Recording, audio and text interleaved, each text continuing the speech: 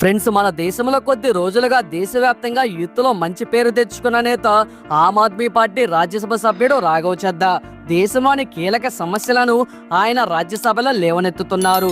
ఆప్ deputy floor leader కావడం కూడా ఆయనకు బాగా కలిసి వచ్చింది. ఆయన పార్టీకి ఇచ్చిన సమయాన్ని ఉపయోగించుకున్నారు. ఇక తాజాగా సెల్ ఫోన్ నెట్వర్క్ సంస్థలు ఏడాదికి 12కు బదులుగా 13 రీఛార్జీలు చేయిస్తున్నాయని ఆ విషయాన్ని ప్రస్తావించారు. వాస్తవానికి ఈ విషయం ప్రధాని మోడీకి తెలియదా, లేదంటే ట్రాయ్ అధికారులకు తెలియదా? అందరికీ తెలుసు. అసలు ట్రాయ్ పాత్ర ఏంటంటే టెలికాం కంపెనీలను నియంత్రించడం, వినియోగదారుల ప్రయోజనాలను రక్షించడం. కాబట్టి ట్రాయ్కి ఈ సమస్య మంచిగా తెలుసు. కానీ 30 రోజుల వ్యాలిడిటీ మాత్రం తప్పనిసరి చేయడం లేదు. కేవలం సూచనలు మాత్రమే ఇస్తుంది. ఎందుకంటే టెలికాం సంస్థలతో కుదుర్చుకున్న లోపాయకారి ఒప్పందం లేదా లంచాలు అంటే ఇదో పెద్ద స్కామ్. కానీ జనాల్లో వ్యతిరేకత వస్తే ఎవరైనా మార్చాల్సిందే. అదే విషయాన్ని ఆయన లేవనెత్తగా ఆ వీడియో క్లిప్ వైరల్ గా మారింది. వెంటనే ట్రాయ్ టెలికాం సంస్థలను బతిమలాడుతూ ఓ మెసేజ్ పంపింది. మీరు నెల రోజులకు రీఛార్జ్ చేయాలని తెలిపినట్లు మీడియాకు లేఖ రాసింది. కానీ కంపెనీలు విన్నాయా అంటే వినవు. ఎందుకంటే దోపిడీకి అలవాటు పడ్డాయి. ట్రాయ్ కేవలం అలా ఉత్తినే లేఖలు రాస్తుంది. కానీ రాఘవ్ చద్దా మాట్లాడగానే ఇక నుంచి నెల రోజుల రీఛార్జ్ వచ్చేస్తుందని సోషల్ మీడియాలో క్లిప్లింగ్లు వచ్చాయి. కొంతమంది స్టేటస్లు పెట్టేశారు. కానీ అలా జరగదు కూడా. ఎందుకంటే మన దేశంలో కార్పొరేట్ కంపెనీలకు దోచిపెట్టే సంస్కృతి నడుస్తుంది. అంతేకాదు, కల్తీ మీద ఎఫ్ఎస్ఎస్ఐ ఎందుకని పని చేయడం లేదని నిలదీసి సోషల్ మీడియాలో వైరల్ చేస్తే కేసులు పెడతారు. కానీ సమస్యలు పరిష్కరించరు. ఇదే విషయాన్ని రాఘవ్ చద్దా కూడా రాజ్యసభలో లేవనెత్తారు. కూల్ డ్రింక్స్ అన్ని చక్కెర పానీయాలే. జ్యూసుల పేరుతో రంగు నీళ్లు, కెమికల్స్ ఉన్న చక్కెర రసాలు అమ్ముతున్నారు. కానీ పైనేమో ఫ్రూట్ జ్యూస్ అని ఉంటుంది, లోపల జ్యూస్ ఉండదు. మోసపూరితమైన లేబులింగ్ ను ఆపాలని డిమాండ్ చేశారు. ఆయన భవిష్యత్తులో మన దేశం డయాబెటిక్ కంట్రీగా మారుతుందని హెచ్చరించారు. కానీ కేంద్రం పల్లెత్తి మాట అనదు. ఎందుకంటే జనాలకు తెలిసిందే. రాఘవ్ చద్దా మరో విషయం లేవనెత్తారు. దేశంలోని ప్రధాన నగరాల్లో జనం ట్రాఫిక్ తో చస్తున్నారు. ఏడాదిలో కేవలం రోడ్ల మీద ట్రాఫిక్ జామ్ కారణంగా 100 నుంచి 128 గంటలు గడుపుతూ ఉన్నారు.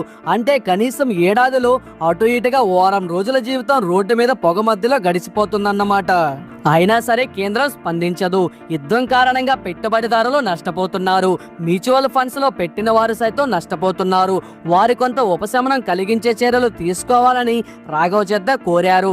దానికి కూడా కేంద్రం నుంచి సమాధానం లేదు. ఇక మన దేశంలో మరో కీలకమైన విషయం ఏమిటంటే మనం డైలీ 2 GB నెట్ కోసం రీఛార్జ్ చేసుకుంటాం. కానీ అందులో 1.5 GB కానీ అంతకంటే తక్కువ కానీ వాడుకుంటే మిగతాది మనకి వెనక్కి రాదు. వ్యాలిడిటీ అయిపోతే మన జీబీ కూడా అయిపోయినట్లే. ఆ తర్వాత సమయం నుంచి 1 సెకండ్ కూడా మనకి డేటా రాదు. మరి కంపెనీలు మిగిలిపోయిన డేటాని ఎందుకు ఫార్వర్డ్ చేయవని నిలదీశారు రాఘవ్ చద్దా. అయినా కేంద్రం నుంచి నో రెస్పాన్స్. ఎందుకంటే కంపెనీలతో లోపాయకారి ఒప్పందం. 5-6 కంపెనీల కోసం 140 కోట్ల మందిని గొర్రెలను చేస్తున్నారన్నమాట. మినిమం బ్యాలెన్స్ మెయింటైన్ చేయనందుకు కటిక పేదల నుంచి బ్యాంకులు 19,000 కోట్ల ఛార్జీలను వసూలు చేశాయి. డబ్బులు లేకనే పేదల మినిమం బ్యాలెన్స్ మెయింటైన్ చేయడం లేదు. అలాంటి పేదల దగ్గర నుంచి ఎందుకు వసూలు చేస్తున్నారు? డబ్బులు ఉన్నప్పుడు సర్వీస్ ఛార్జీలు తీసుకుంటారు, మరి లేనప్పుడు ఎందుకు ఛార్జీలు ఇస్తున్నారు? పేదలుగా పట్టడం వారి నేరమా? అదే కార్పొరేట్ కంపెనీలకు 1000 కోట్ల రుణాలు మాఫీ చేస్తారు. రైతులు కూలీల రక్తం మాత్రం తాగుతారా అంటూ రాఘవ్ చద్దా నిలదీశారు. ఇక సైనికుల మీద వచ్చే పెన్షన్ మీద కూడా పన్ను వేయడం నీచం ఉండదు. సైనికులు కుటుంబాలతో గడపరు, పండుగలను కూడా బంకర్లో గడుపుతారు. దేశ రక్షణలో ఉన్న వాళ్ళు పన్నుల గురించి ఆలోచించరు. కానీ వికలాంగులనే తర్వాత వచ్చే పెన్షన్ మీద పన్ను వేయడం, శవాల మీద చిల్లరేరుకోవడమనే కీలక విషయాన్ని రాఘవ్ చద్దా లేవనెత్తారు. కానీ కేంద్రం నుంచి ఎలాంటి సమాధానం లేదు. బడుల్లో ఆడపిల్లలకు నెలసరి ప్యాడ్స్ ఉండవు, మంచి నీరు ఉండదు, చెత్తబొట్టుకు కనీసం ప్రైవసీ ఉండదు. ఇలాంటి ఫెయిల్ అయిన వ్యవస్థను మనం రూపొందించుకుంటున్నామంటూ ఎద్దేవా చేశారు ఆయన.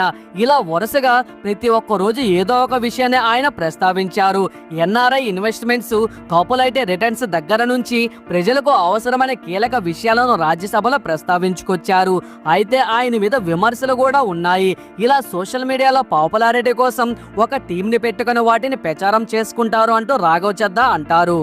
కానీ సమస్యలు తీరే వరకు పోరాడారని చెప్తుంటారు. ఆయన అసలు ఎందుకు ట్రాయ్ ఆఫీస్ ముందు లేదంటే బీజేపీ కేంద్ర మంత్రులను కలిసి పోరాడారు. కోర్టుల్లో కేసులు ఎందుకు వేయరు? కేంద్ర మెడలు ఎందుకు వంచరు? కేవలం ప్రశ్నలు వేస్తే ఏ కేంద్రం కూడా స్పందించదు, దున్నపోత మీద వాన పడినట్టే ఉంటుంది కదా అని నెటిజన్లు ఆయన విమర్శిస్తున్నారు.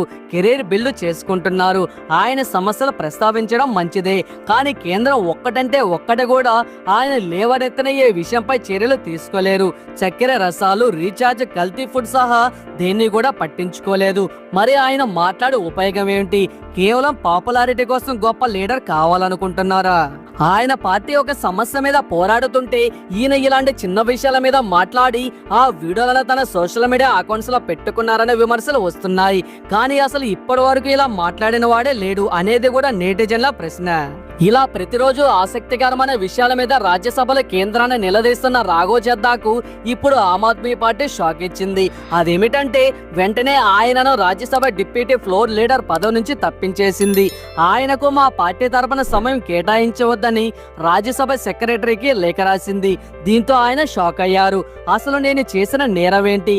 ప్రజా సమస్యలను లేవనెత్తడమే నేను చేసిన తప్ప అంటూ ఆమ్ ఆద్మీ పార్టీలను ప్రశ్నించారు. కానీ ఆమ్ ఆద్మీ పార్టీ అధినేత అరవింద్ కేజ్రీవాల్ కానీ ఇతర పార్టీ నేతల పేరు ఎత్తకుండా విమర్శలు చేశారు. నాకు సమయం కేటాయించవద్దని లేఖ రాశారు. నేను తప్పు చేయలేదు. నేను ప్రజల కోసం పనిచేస్తాను. ప్రజలు నాకు తోడుంటే చాలని తన పార్టీ అధిష్టానాన్ని విమర్శించారు. అయితే దీనిపై ఢిల్లీ ఆమ్ ఆద్మీ పార్టీ యూనిట్ అధినేత సౌరవ్ భరద్వాజ్ వెంటనే సీరియస్ అయ్యారు. రాఘవ్ చద్దా విమర్శలను తిప్పికొట్టారు. ఆమ్ ఆద్మీతో పాటు దేశంలోని ప్రధాన పార్టీలన్నీ కేంద్రం తీరుపై ఆందోళన చేస్తున్నాయి, కేంద్రాన్ని నిలదీస్తున్నాయి. ధరల పెరుగుదల, వంట గ్యాస్, పెట్రోల్, డీజిల్తో పాటు ప్రజాస్వామ్య హక్కులు, కులగణన సహా తాము విషయాల వారీగా ముందుకు సాగుతున్నాం. కానీ నువ్వు చేసిందేంటి? సాఫ్ట్ ప్రశ్నలు వేసుకుంటూ నీ పాపులారిటీని ఉపయోగించుకుంటున్నావు. నువ్వు పార్టీ లైన్లో పనిచేయడం లేదు. నిజంగా ఆమ్ ఆద్మీ పార్టీ అధినేత కేజ్రీవాల్ కానీ డిప్యూటీ సీఎం మనీషా సిసోడియా కానీ జైల్లో ఉన్నప్పుడు నువ్వు ఎక్కడున్నావు? లిక్కర్ కేసు మీద ఎన్నిసార్లు మాట్లాడావు? ఆమ్ ఆద్మీ పార్టీ కష్టకాలంలో ఉంటే నువ్వు విదేశాల్లో ఎందుకున్నావని నిలదీశారు. పార్టీ కార్యక్రమాల్లో పాల్గొనలేదు. కనీసం రాజ్యసభ ఎంపీగా పంజాబ్ నుంచి నిన్ను పంపించిన ఆ రాష్ట్ర ప్రజల గురించి మాట్లాడావా? పార్టీ నీకొద్దు, పార్టీ నేతలు అక్కర్లేదు, పార్టీ కార్యక్రమాల్లో నువ్వు ఉండవు. కీలకమైన విషయాల్లో తప్పించుకుంటూ సాఫ్ట్ ఇష్యూస్ని లేవనెత్తుతున్నావు. నువ్వు ఒంటరిగా వాటిని సాధించలేవని తెలిసినా కూడా సభలో మాట్లాడుతున్నావా అని ప్రశ్నించారు. దీనిపై రాఘవ్ చద్దా మాత్రం స్పందించలేదు. వాస్తవానికి ఆమ్ ఆద్మీ పార్టీ కన్వీనర్ అరవింద్ కేజ్రీవాల్ అవినీతి వ్యతిరేకత పోరాటం మొదలుపెట్టినప్పటి నుంచి కూడా ఆయన వెనకే ఉన్నారు రాఘవ్ చద్దా. 2012లో పార్టీలో చేరి అరవింద్ కేజ్రీవాల్కు దగ్గరయ్యాడు. ఇన్నర్ సర్కిల్లో కీలక నేతగా ఎదిగిన రాఘవ్ చద్దాను ఫ్యూచర్ పార్టీ లీడర్ అంటూ కూడా కొంతమంది ప్రచారం చేశారు. మరి ఏం జరిగిందో తెలియదు కానీ ఆయన పార్టీకి దూరం అయ్యారు. అయినా కూడా ఆమ్ ఆద్మీ పార్టీ ఎప్పుడూ ఆయన్ని విమర్శించలేదు.